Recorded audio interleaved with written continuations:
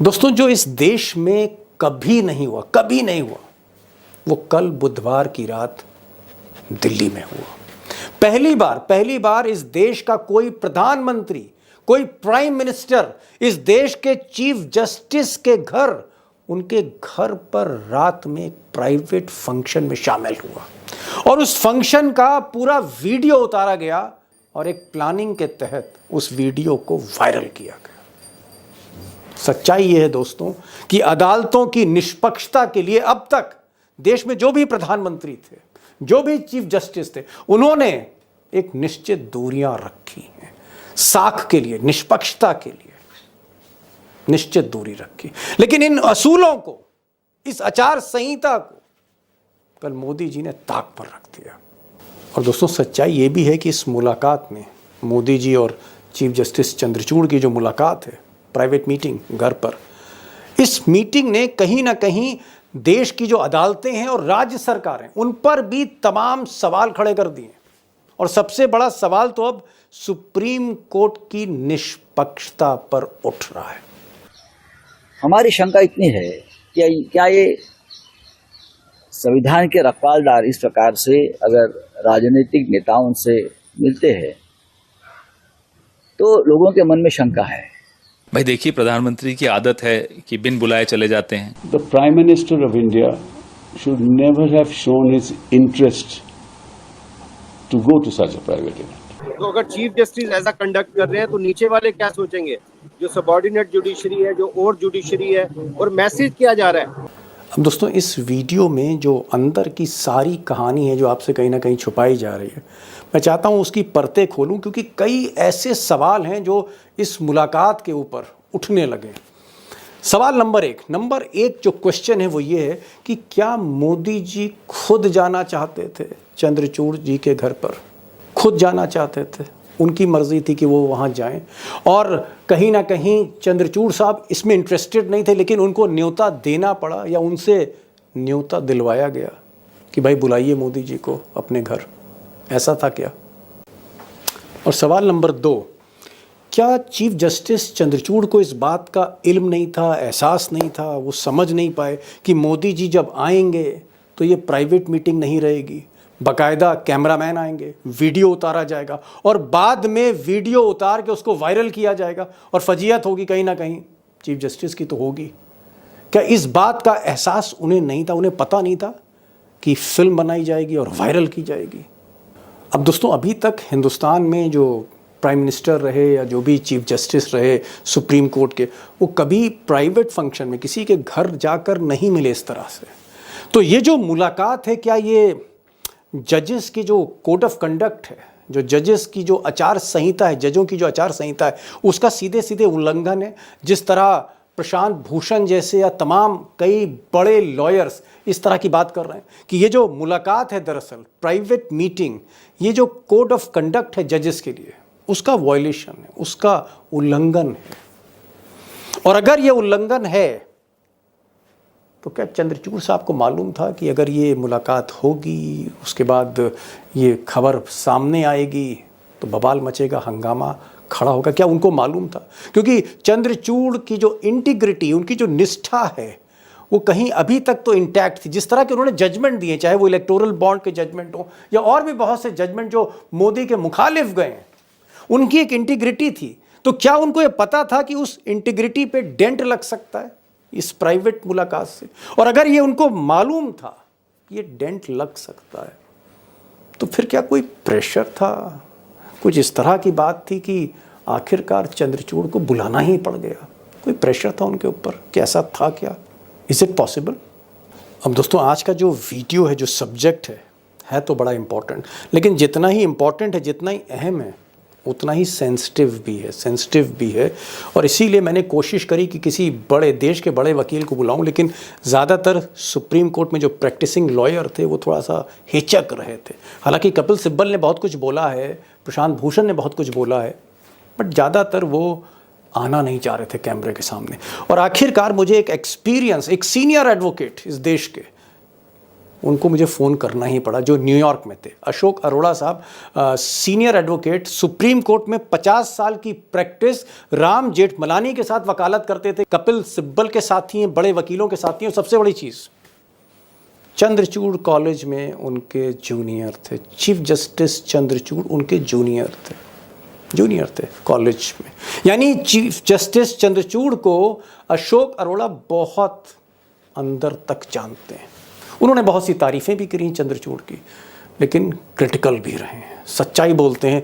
तो मैंने कहा अशोक अरोड़ा साहब आप जुड़िए, और वो न्यूयॉर्क से जुड़ रहे हैं। उसके साथ आज अशोक वानखेड़े टाइगर भी होंगे, उमाकांत लखेड़ा भी होंगे, 2 सीनियर जर्नलिस्ट भी होंगे। और मुझे लगता है कि इस पूरे डिस्कशन को, जिसमें बहुत से खुलासे होने वाले हैं, इसको आपको आखिर तक सुनना चाहिए, क्योंकि कहीं ना कहीं ये जो डिस्कशन है, ये बहुत से जो सवाल मैंने अभी उठाए कि क्यों मोदी जी वहां पर गए, उसका मकसद क्या था, और क्या चंद्रचूड़ साहब गलती कर बैठे, ये गलती भारी पड़ेगी।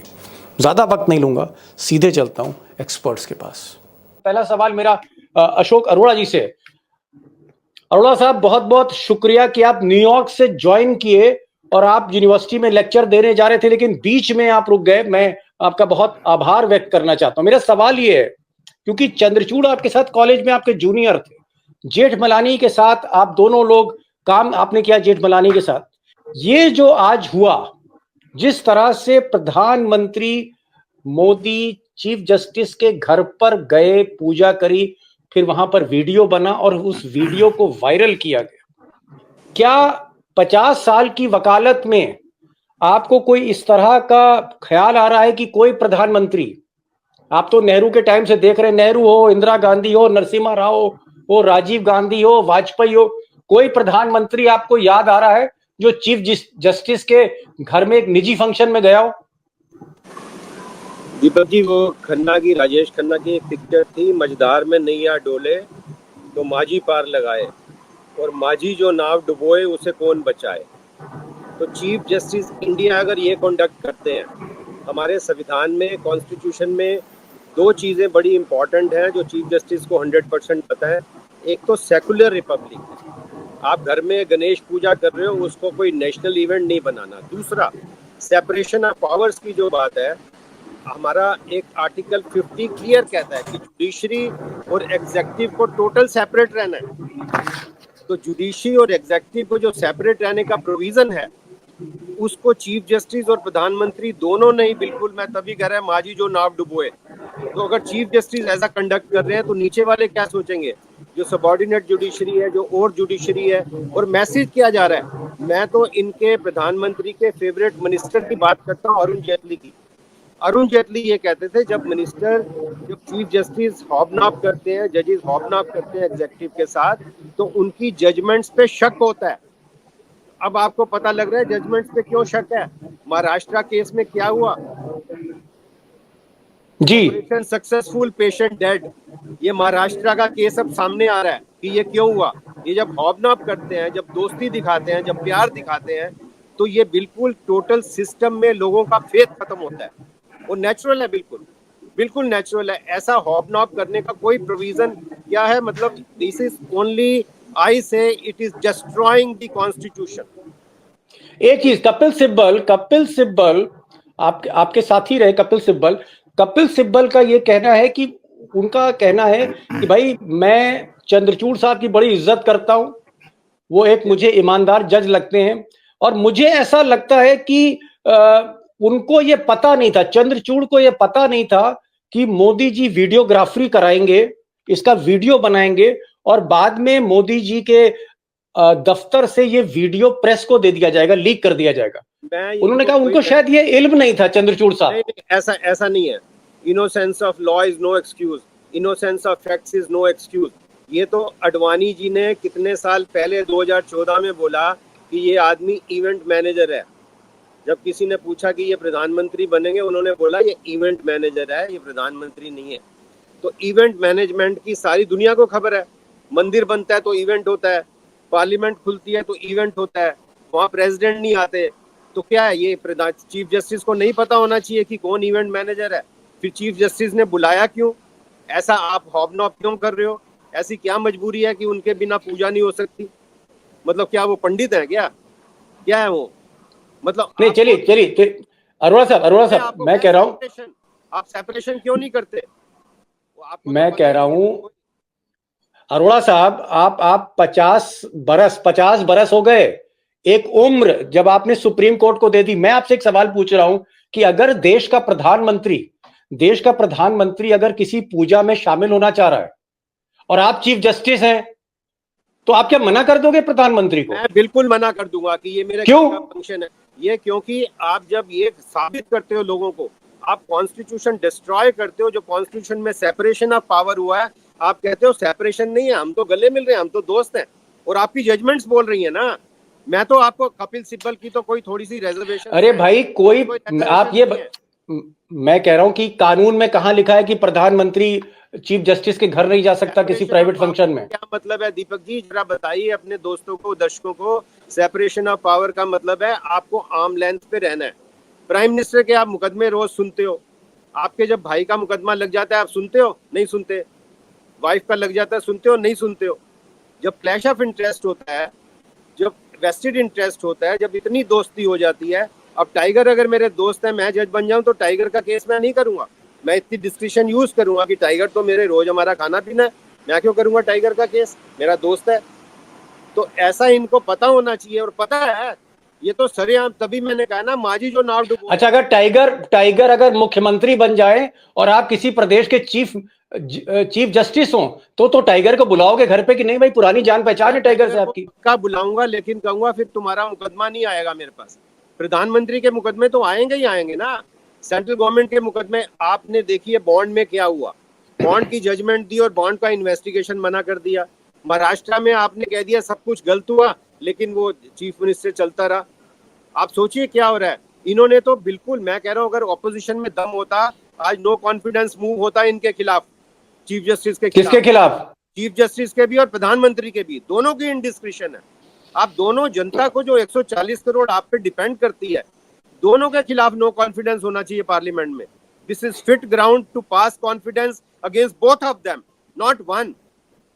आप वो जो देखो अभी व्हाट्सएप पे चल रहा है दीपक जी, व्हाट्सएप पे। अरोड़ा साहब आज कुछ ज्यादा ही नाराज दिख रहे हैं। आप तो बड़ी तारीफ करते थे चंद्रचूड़ साहब की। रोकी है रास्ते में, पूरी अपनी अपॉइंटमेंट मैंने थोड़ी पोस्टपोन करी है, और मैं आपको हंस के कह रहा था कि to find a quite place in Manhattan is quite difficult. लेकिन फिर भी मैनहट्टन में मैं क्वाइट प्लेस थोड़ा ढूंढ के बैठा हूँ। मेरे को अंदर इतना गुस्सा, इतना, मैं सोच रहा हूँ ये हो क्या रहा है, मतलब। नहीं, लेकिन एक मिनट, ठीक है, आप न्यूयॉर्क के मैनहट्टन में हैं। आई एम सॉरी कि मैंने आपको डिस्टर्ब किया। मैं आपसे ये पूछ रहा हूँ, नहीं, मैं ये कह रहा हूं, इसी चैनल पर इलेक्टोरल बॉन्ड में जब जजमेंट दिया चंद्रचूड़ साहब ने, तो आपने तो तारीफों के पुल बांध दिए थे तो जब कि भाई बड़ा काबिल है ये। तो जब नहीं, मैंने ये अभी आज भी कहता हूँ ये काबिल है, लेकिन इनडिस्क्रिशन है। काबिल वो नहीं होता जो मतलब जजमेंट अपने हिसाब से दे दे। काबिल वो होता है जो डिस्क्रिशन भी यूज करे। काबिलियत में डिस्क्रिशन भी आती है, संस्कार आते हैं। तो इनके पिताजी ने तो एक गलती की और इन्होंने तो बिल्कुल लाइन लगा दी गलतियों की। मैं अभी बता देता हूँ आपको, बाबरी की जजमेंट इन्होंने गलती, उसमें अडानी में इन्वेस्टिगेशन नहीं किया इन्होंने, उसको लोया में जजमेंट में इन्वेस्टिगेशन अलाउ नहीं किया। अब आप देखो क्या किया इन्होंने। और ये अच्छा, चलिए आता हूँ।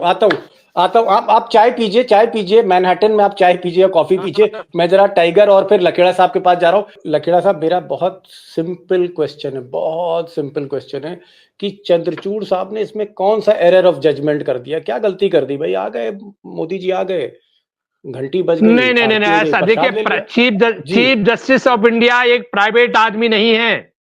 चीफ जस्टिस ऑफ इंडिया अपने घर पे कोई फंक्शन करते हैं तो उसको निजी मामला नहीं बता सकते हो। चीफ जस्टिस ऑफ इंडिया चाहे घर पे हो, चीफ जस्टिस ऑफ इंडिया का एक सेक्रेटरीट घर पे होता है और एक उनका ऑफिस में होता है। अगर वो घर पे हैं तो घर पे भी चीफ जस्टिस है वो, ऐसा नहीं होता कि घर पर वो बाबू है। चीफ जस्टिस ऑफ इंडिया कई बार हमने देखा कि रात में 2 बजे रात चीफ जस्टिस ऑफ इंडिया के यहाँ कोर्ट लगी है, वहां भी एक कोर्ट रूम होता है चीफ जस्टिस के घर पे। क्या आप मानते हैं, एक मिनट, क्या आप मानते हैं कि जो प्रशांत भूषण सीनियर लॉयर हैं देश के, प्रशांत भूषण ने कहा कि भाई कहीं ना कहीं एथिक्स जो है, कोड ऑफ कंडक्ट का वायलेशन हुआ है, सुप्रीम कोर्ट ने 1997 में सुप्रीम कोर्ट ने जो अपने लिए गाइडलाइंस बनाई थी, अपने लिए जो नियम बनाए जी थे, जी जी उस जी। नियमों का विरोध है। तो क्या चंद्रचूड़ साहब वाकई गलती कर गए, लखेड़ा साहब? हाँ ना, थोड़ा ऑब्जेक्टिव आइए जरा। गलती नहीं कर दी है, मैं बड़े ऑब्जेक्टिव कह रहा हूं, मैं बड़े रिस्पेक्ट करता हूं उनको, और उनके बारे में जब वो जज बने थे तो मेरी बहुत अच्छी धारणा थी। मैं एक जी। फंक्शन में था जहां कपिल सिब्बल और कॉलिन साल्वेज और तमाम तरह के जज से एक डिनर जी। था। मेरी बहुत अच्छी पॉजिटिव व्यू पॉइंट थी, लेकिन बहुत सारे जो एडवोकेट थे वहां बैठे हुए, सुप्रीम कोर्ट के टॉप एडवोकेट्स, उन्होंने कहा नहीं नहीं उमाकांत जी अब आप देखते जाइए। आज मुझे ये आभास हुआ जब मैंने देखा, सुबह के अखबार देखे और रात को ही हंगामा हो गया था कि ये बहुत बड़ा ब्लंडर किया उन्होंने, और इसका जो ब्लंडर किया। मैसेज, इससे जो मैसेज गया है, मैसेज बहुत गलत गया है। इसका अनुसरण चीफ जस्टिस सुप्रीम कोर्ट का जो अनुसरण जी। है उसको जो देखते हैं बड़ी कड़ी निगाह जी। से देखते हैं, और आप पर जनता की नजर होती है। जनता आपको देखती है कि आपका कंडक्ट है, कौन से लोग आपके घर आ रहे हैं, कौन जी। से लोग जा रहे हैं। देखिए मैं समझ गया। पिछले जो मिस्टर गोगोई था, मैं उनका उदाहरण नहीं जाता, ना उस बहस में जाना चाहता। उन्होंने एक बहुत काला अध्याय लिखा भारत की न्यायपालिका में। मैं ये उम्मीद करता था कि चीफ जस्टिस जो चंद्रचूड़ साहब है, चंद्रचूड़। वो जी चंद्रचूड़ साहब है, चंद्रचूड़ साहब एक ऐसी मिसाल कायम करेंगे कि लोग भूल जाएंगे मिस्टर गोगोई को। मेरी जजों से भी आज जी। सवेरे रिटायर्ड जजों से बातचीत हुई है सुबह। They are very unhappy with the conduct of the chief they justice are of very India. Unhappy, खुश नहीं है उनके कंडक्ट से। और लखेड़ा साहब, उससे पहले अशोक अरोड़ा जो न्यूयॉर्क से जुड़े थे, उनका भी यही कहना था कि भाई मैसेज बड़ा गलत गया। और एक जो परसेप्शन था कि मोदी के हाथ में मीडिया है, मोदी के हाथ में अडानी अंबानी कॉरपोरेट है, मोदी के हाथ में अदालतें हैं, वो एक मैसेज चला गया। भले ही चंद्रचूड़ की अपनी निष्ठा हो, उनकी पर्सनल इंटीग्रिटी हो, लेकिन एक मैसेज तो चला गया पब्लिक के बीच में, आम आदमी के बीच में, कि नहीं भाई ये तो मोदी जी यहाँ भी हावी हैं। टाइगर, क्या एक गलत मैसेज चला गया आम आदमी के बीच में? भाई जो आम आदमी है, कोई दुकान पे बैठा है, कोई स्कूल में नौकरी कर रहा है, कोई कुछ बेच रहा है, उसमें हमारे भाई को रिक्शा चला रहे, जो किसान हैं, मजदूर हैं, जो भी लोग आज की तारीख में सोशल मीडिया देखते हैं, उनमें मैसेज क्या चला गया है? देखिए दीपक जी, इसको मैं दो पॉइंट ऑफ व्यू से देखता हूँ। बिल्कुल, मैसेज गया या मैसेज भेजा गया, सवाल ये है। क्या मैसेज भेजा गया? मैसेज गया या मैसेज भेजा गया? अब एक मिनट, यदि चंद्रचूड़ जी के यहाँ गणपति का स्थापना हुई है, मराठी आदमी है, की होगी, इसमें कोई दो मत नहीं, उनको अधिकार है, स्वतंत्रता है। क्या उन्होंने पीएम को इनविटेशन भेजा, सवाल ये है। ओके। या प्रधानमंत्री ने खुद अनुशंसा की कि मैं आपके यहाँ गणपति के लिए आता हूं? ओके। तो जनरली, एक मैं मराठी हूं, मैं जानता हूं, यदि मेरे घर में गणपति मैंने प्रस्थापित किए हैं और यदि कोई भी उसमें पूजा, यदि दर्शन करने के लिए आता है, तो आप मना नहीं कर सकते। ठीक है। एक चलो ठीक है, एक आपकी धार्मिक आया है तो आए। सबसे पहले कि क्या चंद्रचूड़ जी ने कितने कितने लोगों को, क्योंकि अकेले आदमी को तो इन्विटेशन नहीं गया होगा, पूरे कई लोगों को भी, बाकी लोगों को भी, बाकी साथी जजों को भी इन्विटेशन गया होगा, बाकी साथी जज भी आए होंगे। क्या प्रधानमंत्री वहां चले गए? प्रधानमंत्री का जाना, इसके पहले प्रधानमंत्री गुजरात में किसी फंक्शन में जाते तो क्या गुजराती कपड़े पहन के जाते? क्या प्रधानमंत्री मराठी धोती, मराठी स्टाइल में, ऊपर टोपी, पूरा मराठी ड्रेस कोड पहन के गए? Point number 1। ये जरूरी नहीं मैं काली माता को जाऊं तो मैं बंगाली धोती पहन के जाऊं, ऐसा नहीं, मैं जीन्स पहन के भी माता का दर्शन करने जा सकता हूं। ठीक है। ये आपको मैसेज देना था कि महाराष्ट्र के चुनाव भी है, वे मराठी टोपी पहन के गणपति के लिए पूजा। भारत में दिल्ली में 250 से ज्यादा सार्वजनिक गणेश मंडल है, 250 से ज्यादा। ओके। और बड़े लेवल पे होते हैं कार्यक्रम, बड़े लेवल पे होते हैं। प्रधानमंत्री उनमें से कितनी जगह गए? प्रधानमंत्री जी को गणेश जी की पूजा करनी थी। चंद्रचूड़ जी के यहाँ गए या इनवाइट किए गए, वो ग्रे एरिया है। Point number 2। दूसरी बात, क्या चंद्रचूड़ जी को मालूम था कि ये फोटो वायरल होगा? क्या ये फोटो वायरल किसने किया? चंद्रचूड़ जी के तो यहाँ से तो नहीं हुआ, प्रधानमंत्री जी के यहाँ से हुआ। जी। चंद्रचूड़ जी के यहाँ जाना, वहां मराठी कपड़े पहन के जाना, टोपी ओपी पहन के जाना और वहां पूजा करना, पूजा करने के बाद वो वीडियो वायरल करना, क्या ये चंद्रचूड़ को डिस्क्रेडिट करने का एक षड्यंत्र था? ओहो, सुनिए मेरी बात सुनिए। आज हम कहते हैं कि चंद्रचूड़ भी, अरोड़ा जी ने भी कहा चंद्रचूड़ बिल्कुल सबसे ज्यादा ये किया वो किया, सब ठीक है, लेकिन चंद्रचूड़ जी के समय कुछ अच्छे डिसीजंस भी आए जिसने सरकार को कटघरे में खड़ा कर दिया।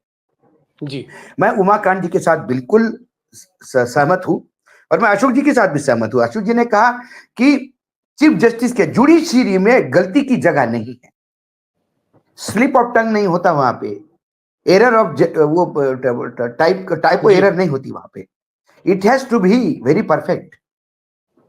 तो उनको ये पता नहीं होना, ये मैं मानता नहीं, क्योंकि जो इंसान गुफा में भी मेडिटेशन के लिए जाता है तो कैमरा लेके जाता है। आपकी भी माँ है, होगी, मेरी भी माँ थी, लखड़ा जी की भी माँ।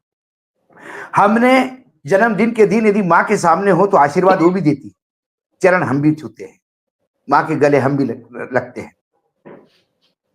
लेकिन क्या हमने कभी इसको पब्लिक इशू बनाया?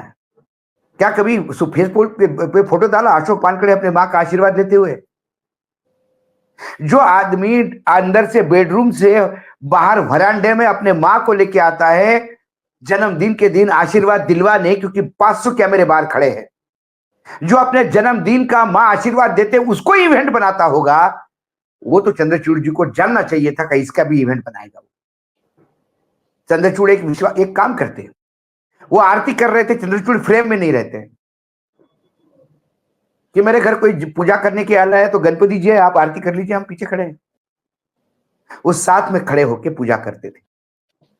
अब ये जो प्रोटोकॉल है, जो उमाकांत जी ने कहा 9 तारीख को 7 मई को 1997 को जो पूरा प्रोटोकॉल बना है, उसका पहला ही पॉइंट है, पहले पॉइंट का सेकंड पैराग्राफ कहता है, एनी एक्ट ऑफ द जज ऑफ द सुप्रीम कोर्ट और the high court whether in official और personal capacity, I repeat, official और personal capacity which erodes the credibility of this perception has to be avoided. Which perception? The common man's faith in judiciary is the perception, जो पहले paragraph में ऊपर जो लिखा है। तो आम आदमी के विश्वास को बनाए रखने के लिए, चाहे ऑफिशियल हो या पर्सनल हो, आपको वो काम करना नहीं चाहिए जिससे आपके विश्वसनीयता पे प्रश्न चिन्ह लगेगा।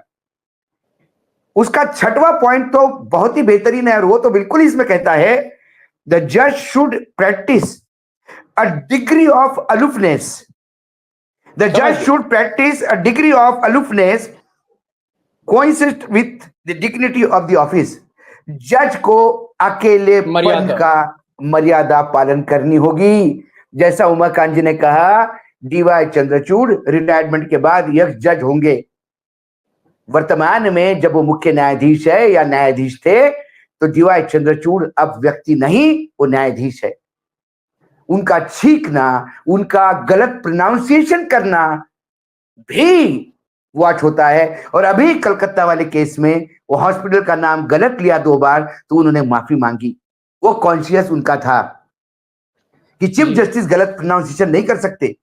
जब इतना आपको प्रोटोकॉल है, और ये आप ही के लोगों ने, पूरा जज, पूरे बेंच ने तय किया है और उस प्रोटोकॉल के तहत, और इसकी धज्जियां किसने उड़ाई?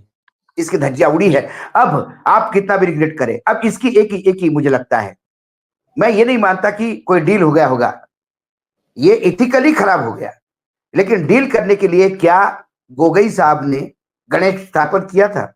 गणेश जी की पूजा करवा के प्राइम मिनिस्टर को बनाया था कि ताकि वो राज्यसभा मिले। डील हमेशा कॉन्फिडेंशियल तरीके से होते हैं। कोई माइका लाल मीडिया वाला बता नहीं पाया था कि ये राज्यसभा जाएंगे। जी, चुनाव जब से रिटायरमेंट हो गए उसके बाद, क्यों ये डील के तहत हुआ, ऐसे लोग कहते हैं। ऐसे डील कई हुए होंगे, लेकिन डील होने के लिए पब्लिकली नहीं मिला जाता। लेकिन ये जरूर है, आज मोदी जी ने प्रश्न चिन्ह लगवा दिए किस पे? डीवाई चंद्रचूड़ पे। जो डीवाई चंद्रचूड़ डायरेक्ट कब्जे में नहीं आ रहा था उनको, अब डीवाई चंद्रचूड़ के पास क्या बचा भाई? प्रश्न चिन्ह। डीवाई चंद्रचूड़ अपने इस कहने से या ये कोड ऑफ कंडक्ट वायलेशन करने से डिमोट नहीं होंगे। वो तो नवंबर में रिटायरमेंट हो गए। एक मिनट, वो नवंबर में रिटायर्ड हो रहे हैं। एक सेकंड, वो नवंबर में रिटायर्ड हो रहे हैं।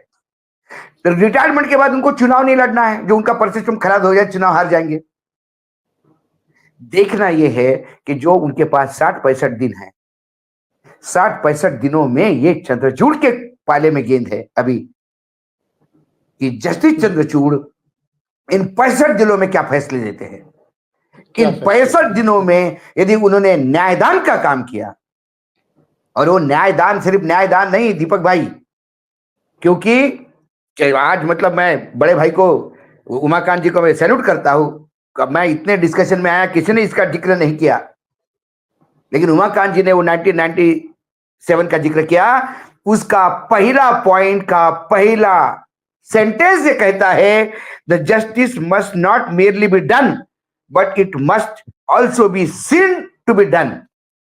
न्याय मात्र न्याय देने से नहीं होगा, न्याय होता हुआ दिखना चाहिए। इन 65 दिनों में चंद्रचूड़ जी को ये करना होगा, उन्हें न्याय भी देना होगा और न्याय हुआ ये दिखाना भी होगा। तब जाके एक गणेश चतुर्थी का जो विघ्नहर्ता के नाम से, जैसे तो गणपति को तो विघ्नहर्ता कहते हैं, तो आज तो विघ्न ही आ गया उनके पास, स्वयं वो विघ्न के अंदर घिर गए हैं। ऐसे में उन्हें 65 दिनों में बहाने से, तो अब 65 दिनों में इन्हें ये बताना होगा।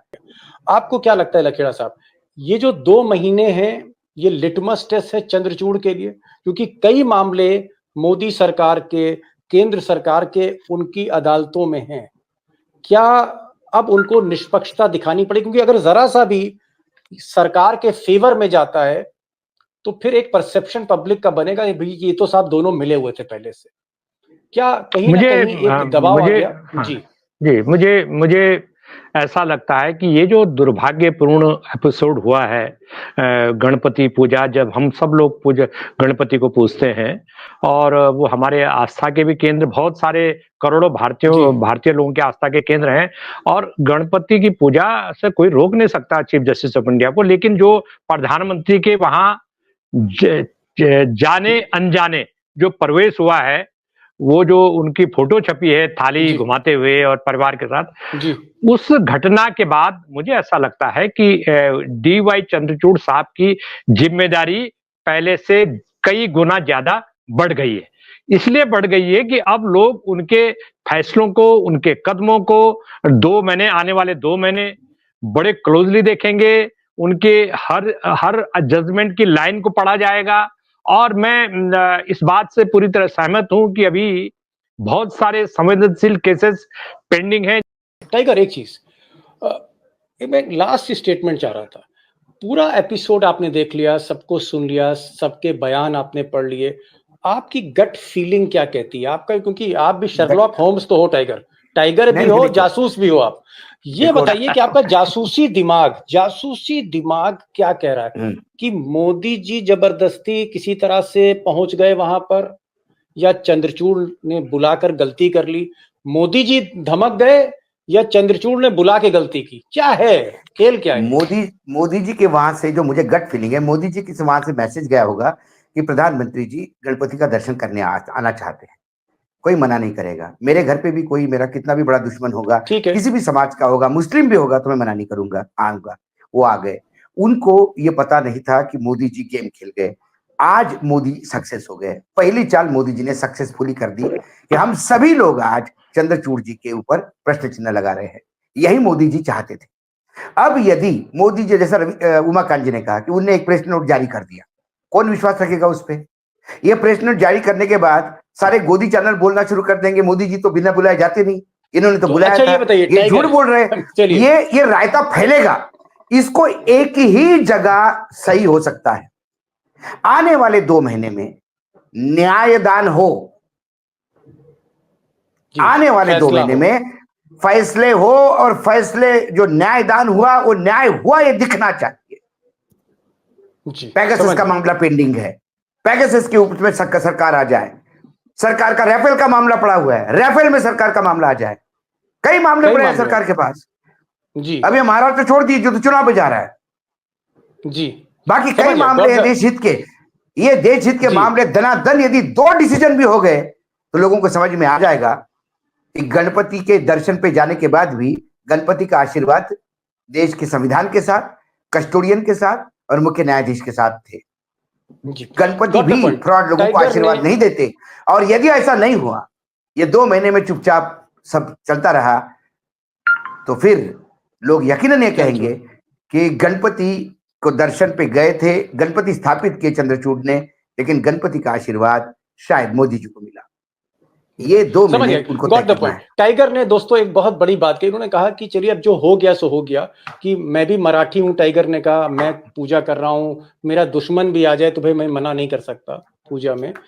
तो अगर मोदी जी पहुंच गए, किसी से इनविटेशन उन्होंने भिजवाया या पहुंचने की बात कही, लेकिन अब चंद्रचूड़ के पास सिर्फ एक ही विकल्प है। एक विकल्प ये है कि 2 महीने का उनका कार्यकाल बचा हुआ है, मोदी सरकार के खिलाफ जो मामले हैं उसमें वो एक निष्पक्ष जो है फैसला दें, ऐसा फैसला दें जिसमें ये ना लगे कि सब मोदी का दबाव था। अगर वो मोदी के अगेंस्ट जा रहा है या मोदी के फेवर में जा रहा है, ये सब ना सोचें। अगर वो निष्पक्ष फैसले देते हैं तो जनता कहेगी कि नहीं साहब, खेल जो है वो मोदी ने ही किया था, चंद्रचूड़ सही थे।